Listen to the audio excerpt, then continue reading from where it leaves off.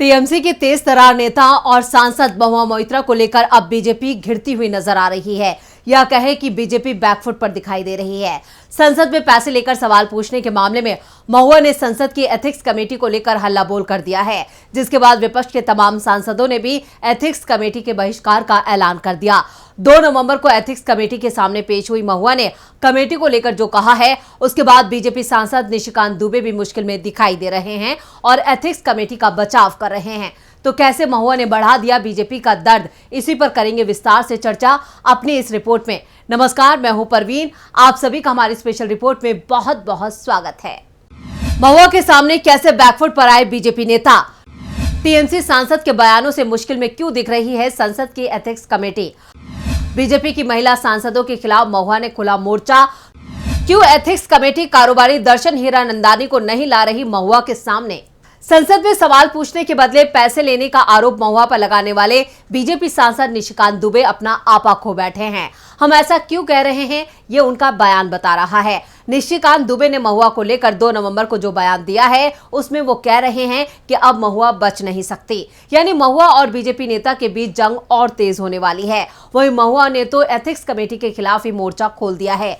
आपको बता दें कि टीएमसी सांसद महुआ मोइत्रा 2 नवंबर को संसद की एथिक्स कमेटी के सामने पेश हुई थी, जहां उन्होंने कहा कि कमेटी ने उनसे पूछताछ के नाम पर बेहद निजी सवाल पूछे और ये सवाल पूछकर उन्होंने मेरा अपमान किया है। चलिए देखते हैं एथिक्स कमेटी की पूछताछ को लेकर विपक्ष के नेताओं ने क्या कहा।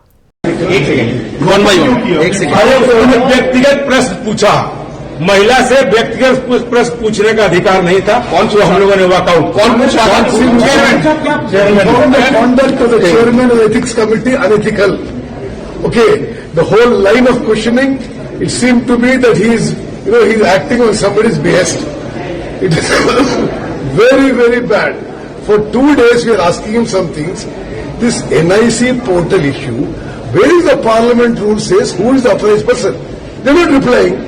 And then he will ask the other lady MP, where are you travelling? Where are you meeting? Can you give us your phone records? I think we heard very undignified. Why you are talking? What all you are talking? कितने बार आपने अपने दोस्तों से बात किया? कितने बार आप hotel में कौन किसके साथ किसने पे किया? Can you also ask him, is there any evidence of any cash transfer? You first put that and then you talk all the things. There is no evidence of any cash transfer. Then how does Niशिकांत Dubey quote from a confidential NIC report which only copies in the committee? हमें बताया गया कि confidential report है और निशिकांत दुबे अब जो है कल ही ट्वीट कर देते कि इतनी बार लॉग इन हुआ है। This is too much. Sir, आप लोग की करेंगे in the affidavit, all documents given to us, there is no evidence of any cash transfer. We believe that Mrs. Mहुआ Moइत्रा is being unfairly targeted. What next, sir? You're going to The call meeting will go over. नहीं, ये पूरा का पूरा जो है fabricated है कि कोई सरकार के खिलाफ या किसी बिजनेस हाउस के खिलाफ न बोले, तो क्या मतलब?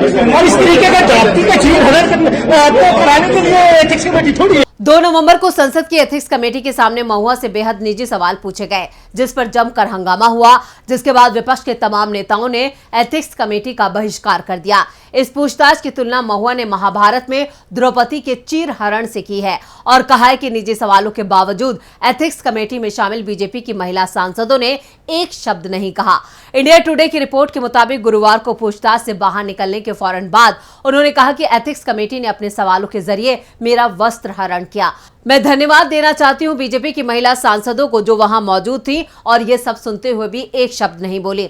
महुआ ने एथिक्स कमेटी में शामिल 2 महिला बीजेपी सांसदों अपराजिता सारंगी और सुनीता दुग्गल पर निशाना साधा। महुआ ने कहा, मैं इन दोनों की आभारी हूं कि उन्होंने मुझ पर व्यक्तिगत हमले का समर्थन खामोश रहकर किया। एथिक्स कमेटी के अध्यक्ष बीजेपी सांसद विनोद सोनकर की ओर से कथित तौर पर निजी सवाल पूछे जाने का जिक्र करते हुए उन्होंने कहा, जब मुझसे ऐसे सवालों की बौछार हो रही थी तब वहां 2 बीजेपी महिला सांसद थे, अपराजिता सारंगी और सुनीता दुग्गल। उनमें से किसी ने भी एक शब्द नहीं कहा। हालांकि महुआ मोइत्रा से सवाल जवाब समाप्त होने के तुरंत बाद भुवनेश्वर से बीजेपी सांसद अपराजिता सारंगी ने कहा, जब हीरा नंदानी के हलफनामे के बारे में सवाल पूछे गए तो महुआ मोइत्रा उग्र हो गई। वो बहुत आक्रामक, असभ्य, डिफेंसिव और अहंकारी बर्ताव कर रही थी।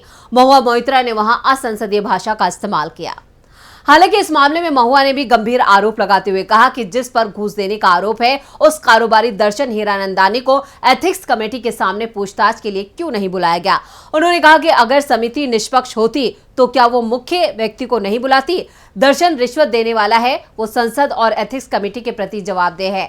आप दर्शन को क्यों नहीं बुलाएंगे। आपको बता दें कि महुआ मोइत्रा के पूर्व पार्टनर और सुप्रीम कोर्ट के वकील जय अनंत देहादरई ने मोइत्रा पर संसद में पैसे लेकर सवाल पूछने का आरोप लगाया था।